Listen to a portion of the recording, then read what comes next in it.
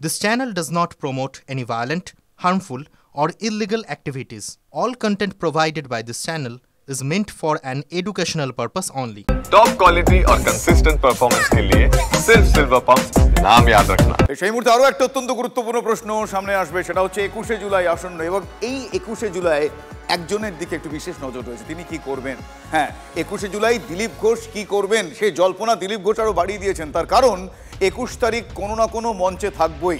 দিলীপ ঘোষ বলেছেন 21 তারিখ কোনো না কোনো মঞ্চে থাকবই। 21শে জুলাইয়ের পর সব সমাধান হয়ে যাবে, এমনটাই মন্তব্য করেছেন বিজেপির প্রাক্তন রাজ্য সভাপতি দিলীপ ঘোষ।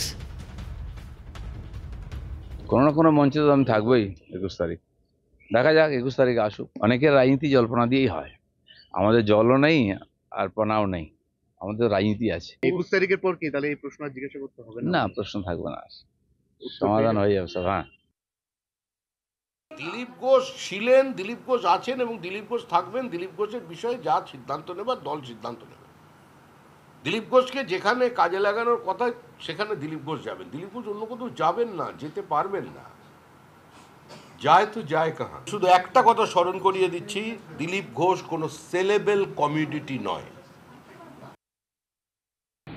সবচেয়ে হাস্যকর হচ্ছে দিলীপ ঘোষকে নিয়ে অবস্থান। মানে দিলীপ ঘোষ আছেন, দিলীপ ঘোষ থাকবেন। আরে বাবু, দিলীপ ঘোষ কোথায় আছেন সেটাই তো বাংলার মানুষ জানতে চাইছে বিজেপির কাছে। দিলীপ ঘোষ বিজেপির মধ্যে আছেন নাকি অন্য কোনো রাজনৈতিক দলে আছেন, না মাঝখানে ঝুলে আছেন? আপনি বলছেন দিলীপ ঘোষ আছেন, দিলীপ ঘোষ থাকবেন। কোথায় আছেন?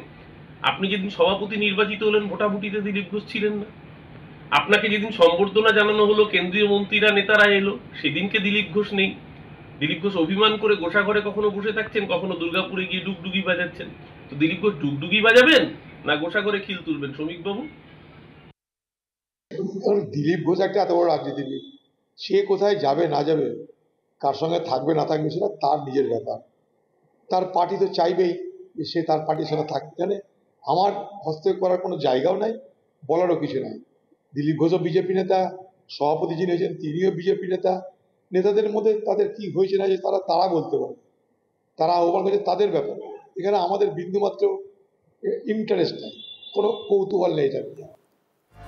আচ্ছা, মুসলিম মন কি পড়তে পেরেছেন শ্রমিক ভট্টাচার্য? মুসলিম ভোটের একটা অংশ পকেটে পুড়তে কি বিজেপি এই মুহূর্তে মরিয়া? বিজেপি রাজ্য সভাপতি পদে শ্রমিক ভট্টাচার্য বসতেই এই নতুন আলোচনা কিন্তু শুরু হয়ে গিয়েছে।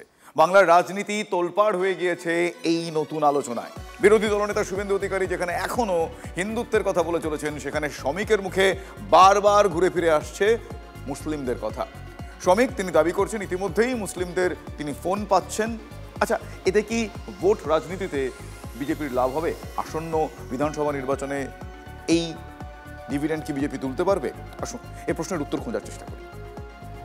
বিজেপি রাজ্য সভাপতির চেয়ারে বসে তৃণমূলকে পগার পার করিয়ে দেওয়ার হুঁশিয়ারি দিয়েছেন শ্রমিক ভট্টাচার্য।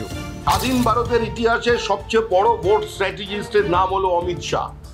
তিনি বলেছিলেন 200 পার, আমাদেরই ভুলের কারণে সেটা হয়নি। আর এবার একদম পগার পার হয়ে যাবে।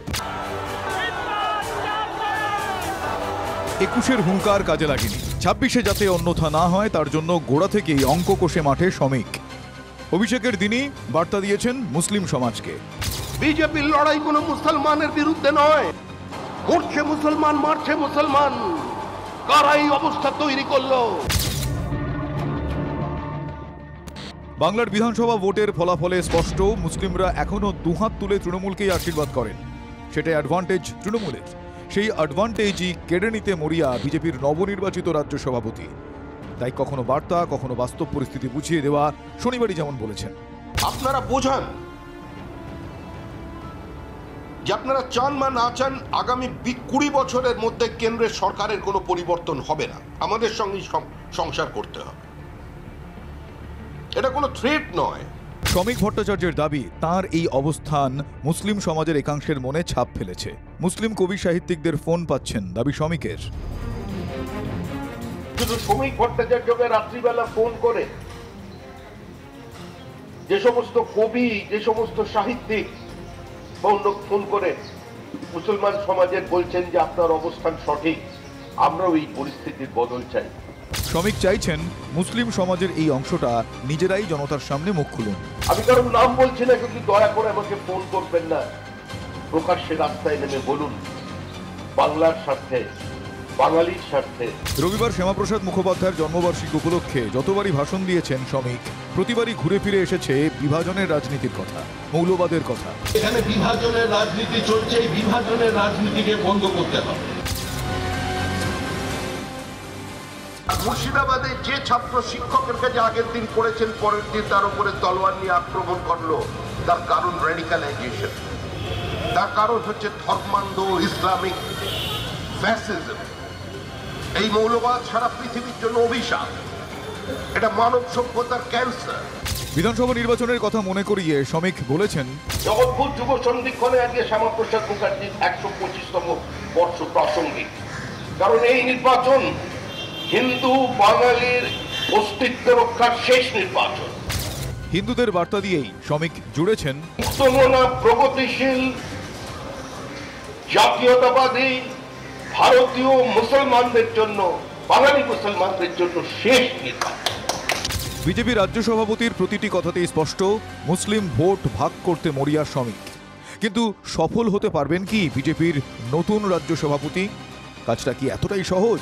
বিজেপি নেতৃত্ব এই মুহূর্তে বাংলায় বুঝতে পেরেছে যে শুধুমাত্র কট্টর হিন্দুবাদী কথা বলে হয়তো তাদের ইচ্ছা পূরণ হবে না। উনি এখন রাবড়ি পলিটিক্স শুরু করেছেন। রাবড়ি পলিটিক্স মানে দেখবেন নিচ থেকে গরম করা হয় আর উপর থেকে ঠান্ডা করা হয়। আরে ভাই, বিজেপি সংখ্যালঘুদের ঘৃণার চোখে দেখে, সেটা প্রকাশ্যে বলে শুভেন্দু অধিকারী। একথা অনস্বীকার্য।